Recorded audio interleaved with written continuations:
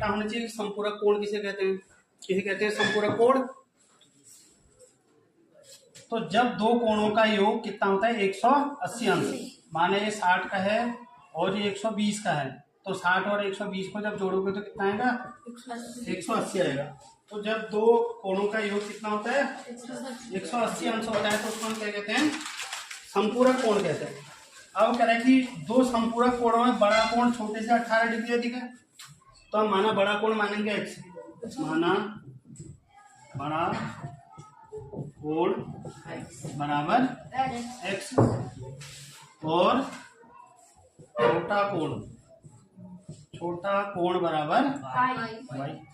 अब देखो संपूरक कोणों का योग कितना होता है 180 अंश, यानी जब दो कोणों को जोड़ोगे 180 अंश आ जा रहा तो कौन सा कोण हो जाएगा संपूरक कोण। तो संपूरक कोणों का योग 180 अंश होता है, यानी कि बड़े कोण और छोटे कोण को जोड़ोगे तो कितना आएगा 180 आएगा, यानी x प्लस वाई बराबर 180। ये समीकरण 1 मिल गई तुम्हें, ठीक।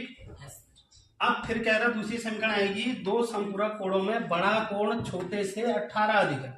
अब देखो एक जो बड़ा कोण लिख दो, बड़ा कोण, एक जो क्या लिखो छोटा कोण। इन दोनों को बराबर करना है तुमने।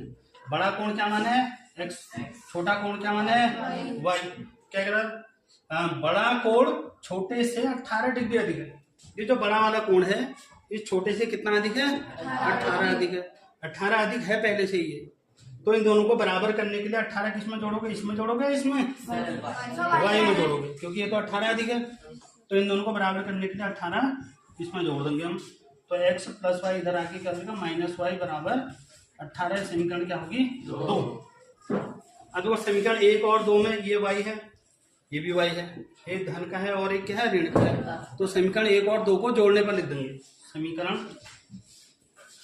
1 वो 2 को जोड़ने पर, तो समीकरण 1 और 2 को जोड़ देंगे। समीकरण 1 क्या है x प्लस वाई बराबर 180। समीकरण 2 क्या है x माइनस वाई बराबर देखो 18।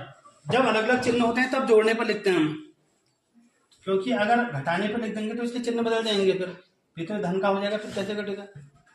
तो जब अलग अलग चिन्ह होंगे तो क्या लिखेंगे जोड़ने पर, एक ही चिन्ह होंगे तो घटाने पर। y से y कट गया, x और x जुड़ गए 2x, इसका आगे भी 1 है, इसका आगे भी 1 और 1 2x हो गया। अब 180 और 18 जोड़ोगे कितना हो जाएगा 198, तो x बराबर कितना हो जाएगा 198/2, यानी 2 नम्मा 18, 1 और 8 पे 18, 2 नम्मा 18, x मिल गया 99। तो इस अब x का मान को रख दो समीकरण 1 या 2 किसी में भी रख दो, y का मान निकलेगा तब x का मान समीकरण 1 ही में रख दो, 1 में रखने पर।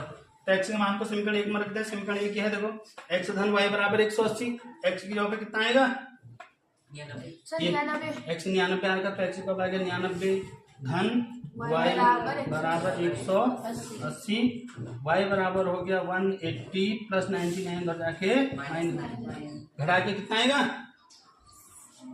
बताओ तो 1 और 10 हुआ, 10 में से 9 गया कितना है 1, यहाँ कितना बचा 17, 17 में से 9 गया 9, तो 91 नहीं 81, 9 और 1 10, 8 19 16 17 81, तो y कितना आ गया 81 आ गया। इसलिए बड़ा कोण क्या माना था x कितना आ रहा है 99, और छोटा कोण दोनों का योग 180 होना चाहिए ना बच्चों। छोटा कोण y माना था, y बराबर कितना आ रहा है